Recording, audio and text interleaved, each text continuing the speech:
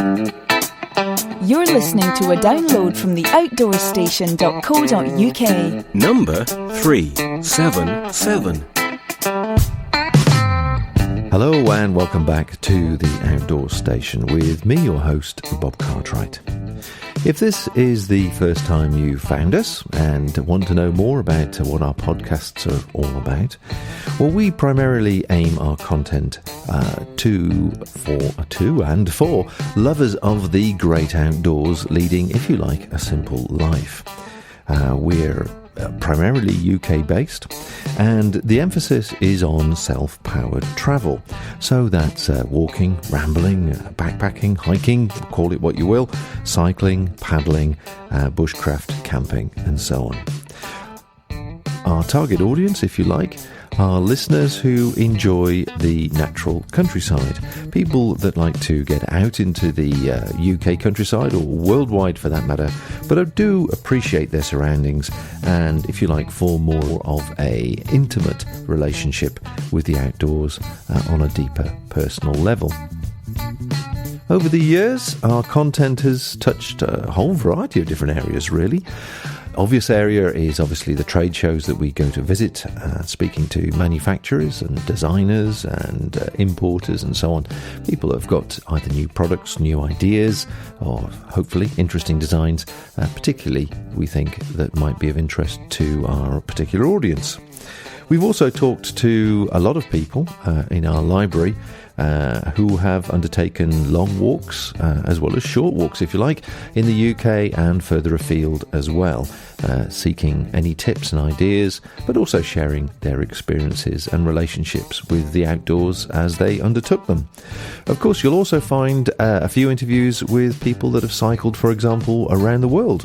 And also they've shared a lot of their experiences and how the journeys have affected them.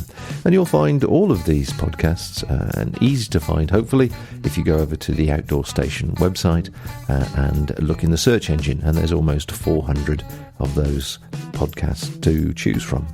All in all, we hope the content and podcasts are entertaining and informative and inspiring, and if nothing else, will help pass the time if you're stuck commuting or just looking for something different to listen to in the UK, or which is UK produced, while you're hunting around the internet with your iPhone, iPad, or that old-fashioned thing, the computer. Now, regular listeners might think I'm being a bit reflective here, which is very true, in fact. We've sort of realised that it is 10 years next year, in 2015, since we started our shop, backpackinglight.co.uk, and consequently, at the same time, we started these podcasts, initially through Backpacking Light, but then we separated them off to give them a different identity with the Outdoor Station. Now, 10 years in the internet world, a bit like dog years, isn't it? They're in multiples, I think.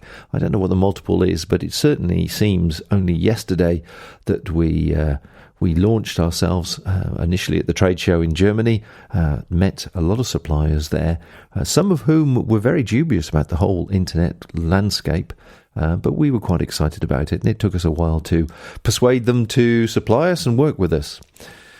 So 10 years, 10 years, and how have things changed? Well, I can speak personally that my listening habits and viewing habits, and I'm sure that of many listeners as well, have changed. I mean, podcasting was very, very new and exciting in 2005. It was the latest thing. Everybody wanted an iPod of its particular. I think there's only 2 or 3 models at that time. And, of course, the Chinese manufacturers were beavering away to make similar items. So the idea of having independent production produced by enthusiasts doing content related to your niche interest was very, very exciting.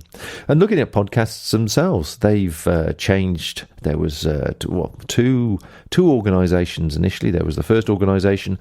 Another one took over, I think, in 2007, 2008-ish. That sort of died a death, and now there's a new UK Podcasters Association, which has sort of come to the fore. And I'll tell you a bit more about that later, because if you enjoy this sort of content, I'd like you to pop down to their website and have a look at some of the other offerings available.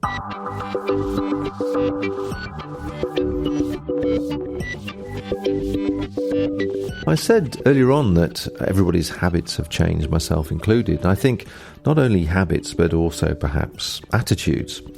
10 years ago, we started Backpacking Light, and as part of that process, we went on to various forums to see if people were interested in what we thought we were going to do, and if, they would support us. And on the whole, people were very, very positive, very, very supportive, and we're very grateful to that.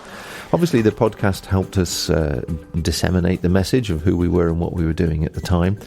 But I felt that the outdoors community and all the different disciplines were quite positive, very positive, in fact, and very supportive. And at the time, 2005, there was only Hike Light that was actually a specialist lightweight retailer or e-tailer. And they had taken on Go Light when Go Light had initially tried to impact in the UK and then decided not to, and I think they bought all their clearance stock, which in itself was quite interesting because Go Light had started a relationship a few years earlier with Ray Jardine, of course, who is the godfather, if you like, of the person that's reintroduced the lightweight ethos into the outdoors world. And that relationship, sadly, I think fell apart fairly soon because they had two different types of people with two different types of interests. And Go Light were much more commercial, whereas Ray was, I think, a bit more laid back about the whole thing. And they've parted company a long time ago and went their own separate ways. So I think my research then, and I was looking through some old papers actually, and some of the research and some of the comments I'd received from people, the lightweight philosophy, or making things simpler really, not just lightweight, just making things a bit simpler, was really starting to take hold. On top of all that, of course, you had a few enthusiasts who had started blogs, and the bloggers scene, the blogging scene, was very, very big at that time. The only one of which who's still going in any force at the moment, of course, is Andy Howell, who has got a massive following, understandably. But like me, he's had his days in the last 10 years where he just wonders whether it's worth the effort to keep going doing the creating all this media and all this content. And then out of the blue, you'll suddenly get some really great comments from people that just sort of give you the enthusiasm to keep going. But it's natural. I mean, anybody that's tried to do a blog or a podcast understands how sometimes it takes over your life and demands that you keep filling it with information and keep producing something. And you feel the pressure, and then the more you feel the pressure, the less fun it becomes. And of course, you started it in the first place to share your fun and your love and passion for whatever subject matter you've chosen.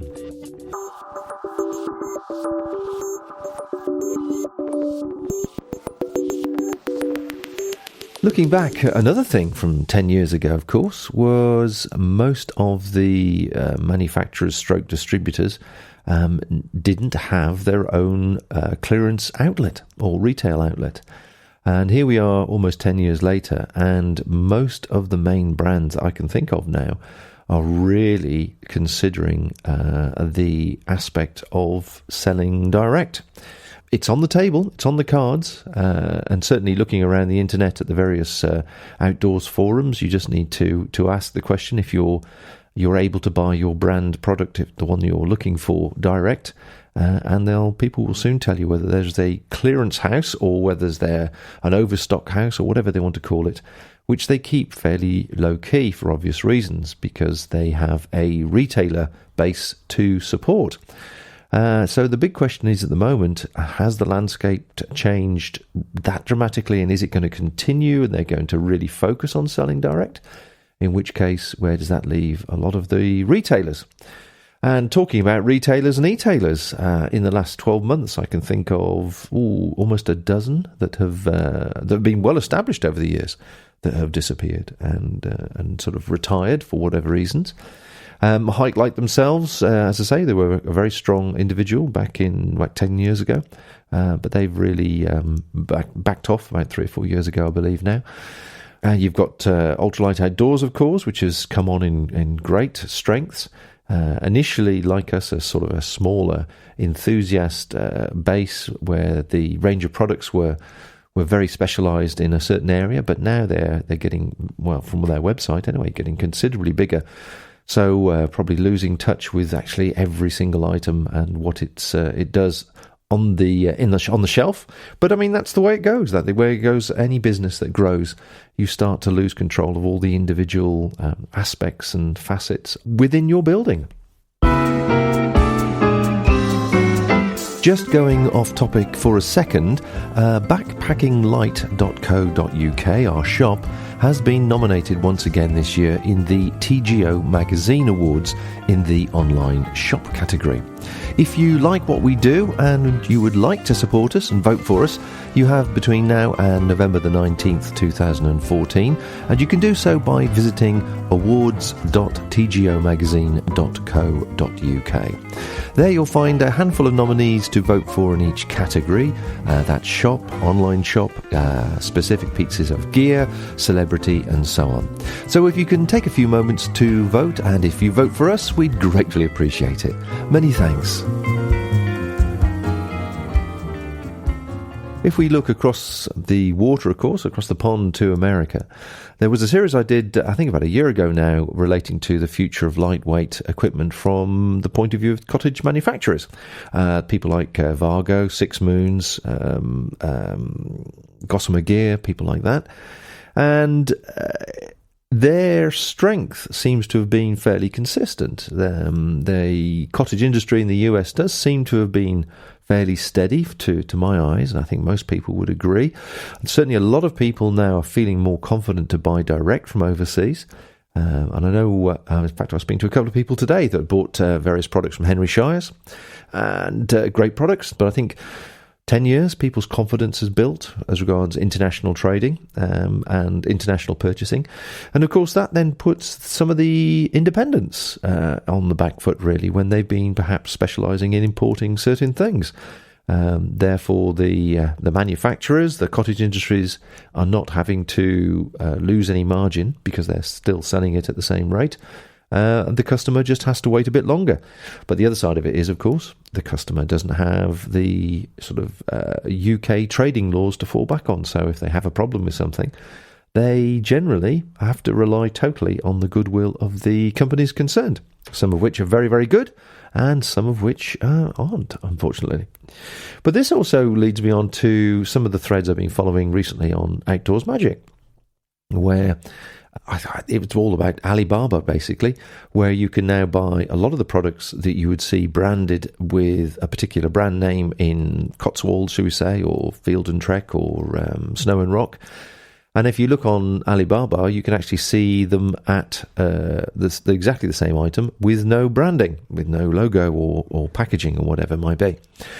Now, that's opening up a completely different area. So a lot of people are taking the risk. They're perhaps spending, I don't know, shall we say, £20 on a stove, which might cost £80 or £100. And the conversation, the thread was quite interesting. And in fact, a lot of people were saying that the recommended or the suggested retail price of some of these products is just made up. Which I find quite interesting if you actually follow the logic of that. Certainly, if you're buying that way or taking the risk and you're going to buy from Alibaba, and it is, so we say, a £20 item that retails normally for £100 here, it does sound like a ridiculous figure. But of course, the manufacturer in China is still getting the same price that he's presumably charging the importers or brand, should we say, in this country. And the brand have to make their appropriate markup to cover their costs. And, believe it or not, their costs are quite considerable. And consequently, when they then pass that on to the retailer, people like me, when I'm wearing my backpacking light hat, obviously we've got our overheads too. The idea that a small little independent e-tailer these days is working out of their back bedroom is hopefully long gone. We've taken on a couple of units now, and naturally we've got all the overheads of doing that, plus the staff that we have working for us, plus all the overheads and mechanics of running a business, and of course advertising and marketing. all that money comes out of the various margins that you're allowed when you have a product. And so consequently, yeah, it's good to save some money and, buy direct from Alibaba, and I can certainly see the benefits and the interest in doing that. But, one has to balance and temper it with, if you're wanting the service and support, I suppose, and the ability for the independent retailers to help you if you have a problem, or in still be there in the future. It's a bit of a delicate balance, and one which we all have to work with. And obviously, bottom line is people have got a budget as well, so you're always trying to get the best for your budget. It's a very, very difficult one to walk down and try not to step either side of the line, as it were. But it's horses for courses on many levels. The home of UK-based audio and video podcasts for lovers of the great outdoors everywhere. If you have any feedback, questions or suggestions, why not drop us a line directly to our email address, info@theoutdoorstation.co.uk.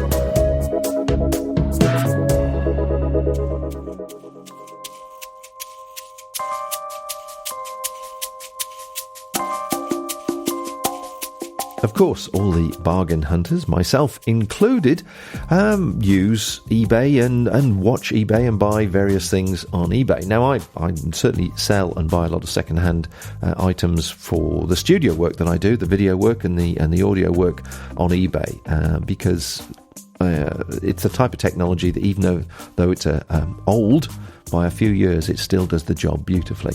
So that's always of interest to me. But I have noticed of late that, I was looking at some tripod attachments, and it was obviously a Chinese person in this country that had them in their eBay shop, which was fair enough.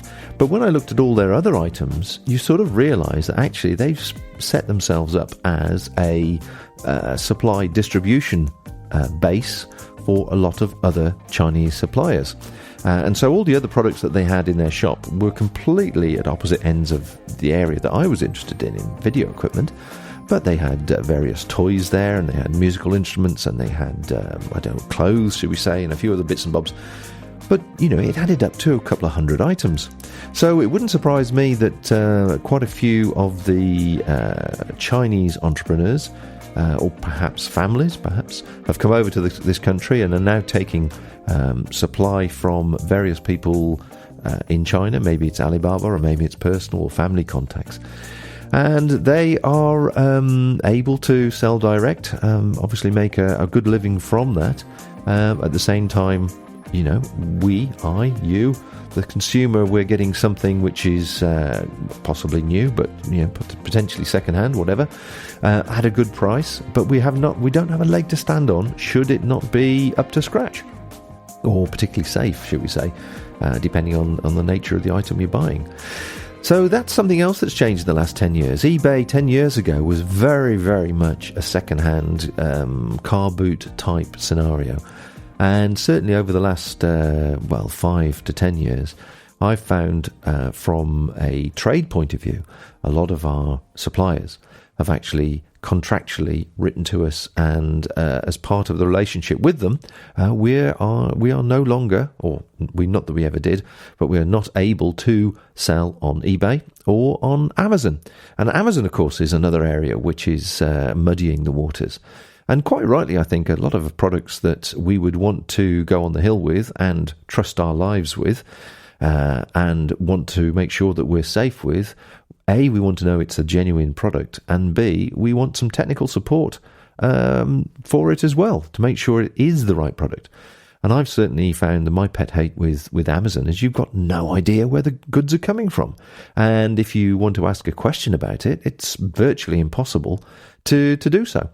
Whereas, your local retailer or online e-tailer, should we say, that's got an established name in this country, at least there's a phone number and you can pick them up and query the practicalities of that particular sleeping bag or that tent or that shelter or that stove or whatever it might be. But it just goes to show you just how much the landscape has changed, and I'm sure will continue to evolve. The one I'm sort of got one eye on at the moment is the importers, manufacturers having their own retail outlets and selling direct, which does seem to be happening more and more often.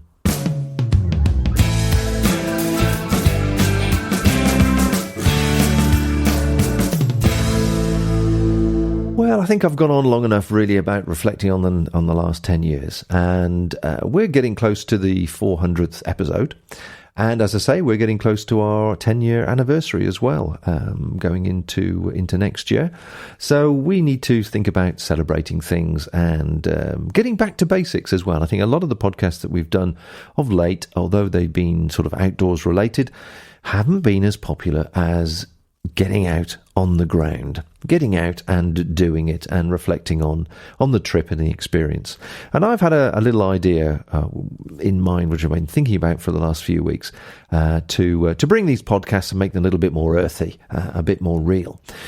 Part and parcel of that, in fact, is Rose recently went wild camping with a female friend of hers. And I thought it would be quite interesting to share the reflections that she came away with, having done the trip with her friend, her newbie, complete newbie to wild camping. And I'll tell you a bit more later about my thoughts on what I'm going to do. Well, I was catching up with an old friend. Been friends for many a year, probably 20 or 30, and we were talking generally about life and universe and where we were in life and wish lists and so forth. And she happened to mention that she would love to go wild camping. So I said, well, what's stopping you? And she had a list of concerns, anxieties. She didn't think she'd be fit enough or able enough. She was concerned where it's permissible to go wild camping. Was it safe? How to choose a pitch? Would she have the right equipment? There was a whole list, if you like, of things which were stopping her doing something which she had a great desire to do. So we decided, or I said to her, well, that's not a problem.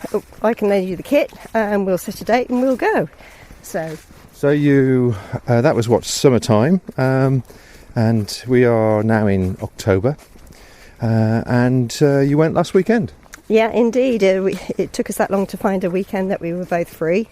So we set off for the Brecon Beacons, and the Black Mountain was our designated spot, and away we went. So the weather really just changed towards the beginning of October. It was definitely getting a little bit colder, so it was much more an autumnal experience for her. Just talk me through some of the things you became aware of, her anxieties, as you were knocking them down one by one. Well, the first one was I'd lent her a pack, which I'd used before, so I was pretty convinced it would fit her. And she was amazed. Well, she was concerned that whether she could actually walk and carry the load. She does a lot of day walking. She's done the Cotswolds Way and she walks regularly with friends, but she hadn't done anything where she'd need to carry a rucksack for many a year. So she was more of a rambler than a mountain walker, backpacker, yeah? Exactly. So that was the first concern. So once we'd sorted through all the equipment and made sure we've got everything and divided it, she just looked at the pack and thought, oh. But once we'd adjusted it, she said she was surprised how comfortable it was, and she felt she could do it. I'd given her a pair of poles, which she never used before, and she was a little bit sceptical and took a while to get used to it. And we had quite an interesting discussion about that.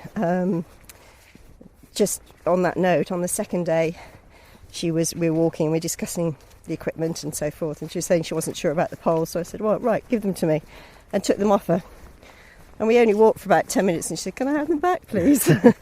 Which I thought was quite a testament to, how effective they are when you're covering mountain terrain. So this was the first time she had been backpacking as such then, I think, for many a year. She'd done it before, I believe, in her youth, literally. But I suppose time goes by and age comes upon you and you suddenly start to doubt your abilities.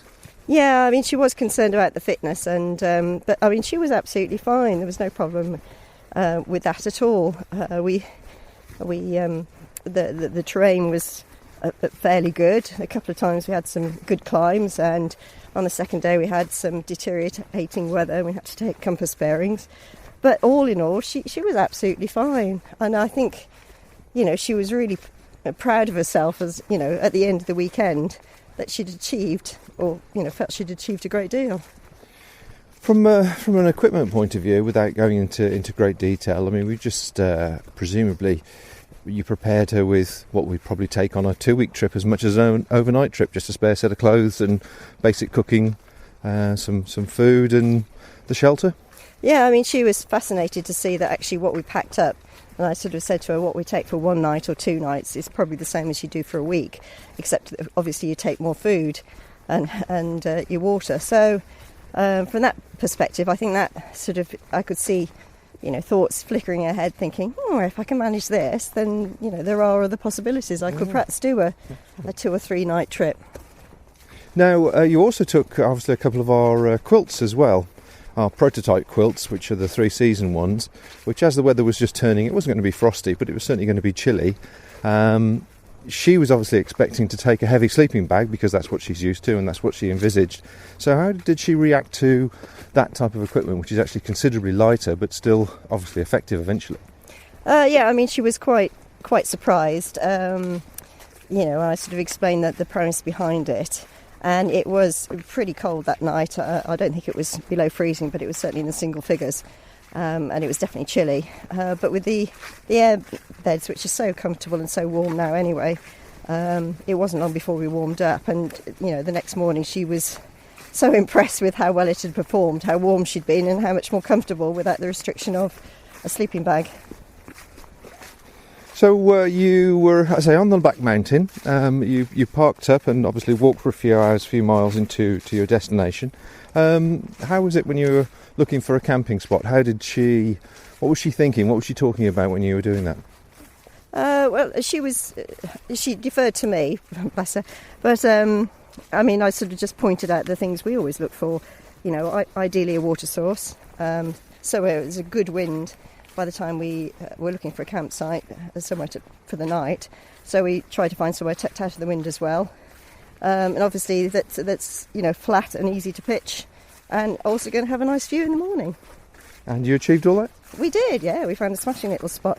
It wasn't actually our first choice. We had I'd sort of mentally chosen a lake further along, but we didn't get that far.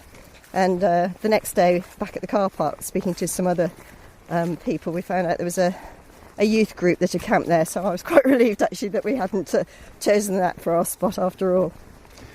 The evening progressed, presumably as it is now. It's just going dusk and darkness is falling fairly soon upon us.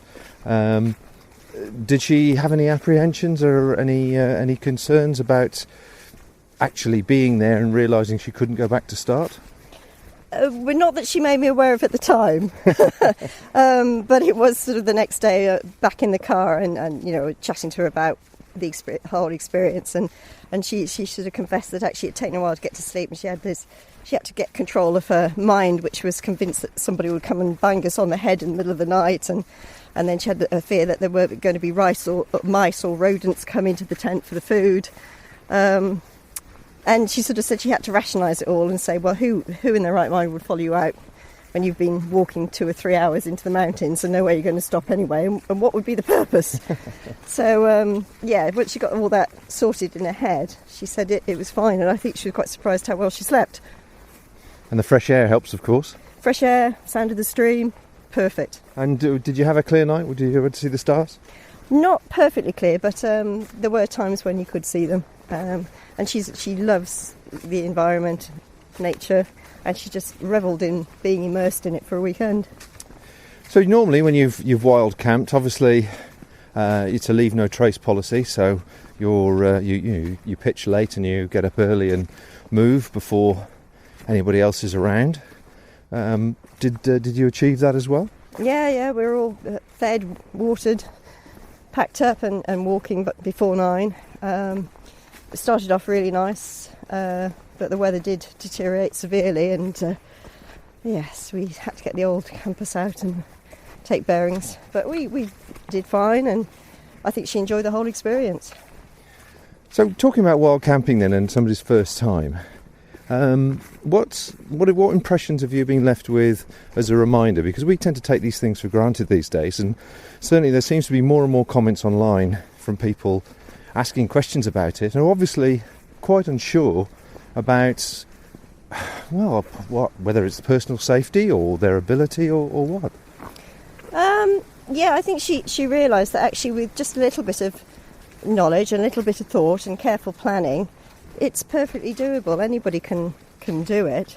Obviously, having the right equipment helps, and being aware of your surroundings and what you need to know to keep yourself safe. But yeah, no, it's perfectly doable. And I think she sort of took on board that actually she could do this. Well, that's interesting, because I was sort of coming to a bit of a conclusion myself just recently, reading, as I say, a lot of the forums and posts that have been dotted around the internet. And I think I'm going to do a year's worth of wild camping. Well, that sounds novel. What do you mean by you're not going to go for a whole year in wild camp? Tempted as I might be. No, I think I was just thinking 12 months, doing it once a month, perhaps trying all different weathers. Keeping it simple, keeping sort of still to our base philosophy of keeping things simple, using a range of bivy bags from different manufacturers, perhaps a tarp or no tarp, perhaps making your own shelter, a bushcraft shelter as well. And the list starts to grow when you start to think about this. Hammock, yeah. Well, I thought I've always wanted to do the Hugh Fernley Eat It All off a beach.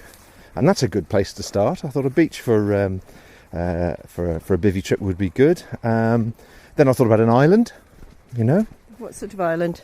Well, there's two types of islands, isn't it? There's the islands offshore and there's a road traffic island. Why not do a bit of urban bivvying? Well, sounds like a plan. And then there's the dog. Of course, now we've got our spaniel with us, Pip. She's a bit of a live wire. I think that would be quite interesting. And the wife? Is she a bit of a live wire? If the rumour's true, yes. There's cycle. Do a cycle trip as well. Perhaps do a cycle trip. So actually, when I've listed them all off on a bit of paper there, I was thinking there's cycling. There's, as I say, there's islands, beach, urban, paddling perhaps, sort of more bushcrafty on top of a mountain, lakeside, riverside, etc., etc. In fact, anybody can think of any more, please do send me an email. Then what I also thought was, based on your experience with your friend, was perhaps that we should see if anybody wanted to try it for the first time and join me. What do you think? No, it sounds like a plan. Definitely a good idea. So if there's anybody out there who would like to try wild camping in the company of me, as I say, I'm going to do once a month for 12 months, starting October 2014. I'm going to give it a go in all weathers, and perhaps Tuesdays where the weather is really lousy and horrible and wet and miserable, as much as freezing cold and snowy. And then hopefully when the weather changes towards summer next year, it'll be a bit more interesting. But if everybody wants to join me, please drop me a line at info@theoutdoorstation.co.uk, and we'll see if we can hook up at some stage over the next 12 months. But certainly your experience with Sue, your friend, and certainly these comments, I think there are a lot of people out there that perhaps like to hear what you go through, and I'll explain this to the equipment, I'll explain the routine, I'll explain the politics, explain everything really as best I can to hopefully make it more doable for people who are considering doing it or would like to do it for the first time. Yeah, it sounds. I think a lot of people would be really interested in that, just from all sorts of different perspectives. So yeah, I think it'd be a really interesting set of podcasts.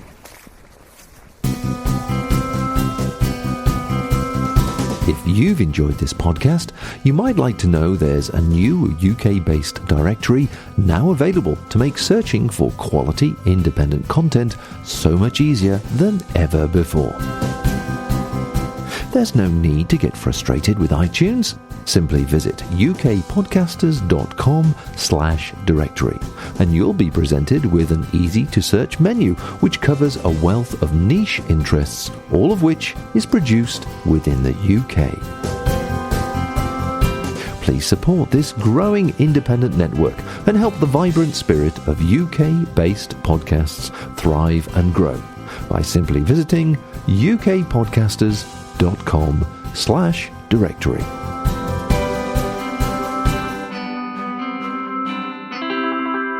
Yes, that's my plan, I think, to make these podcasts and bring them back down to earth, doing things which I think would probably of interest to a lot of people. There seem to be a lot of forums at the moment talking about wild camping and various Facebook pages.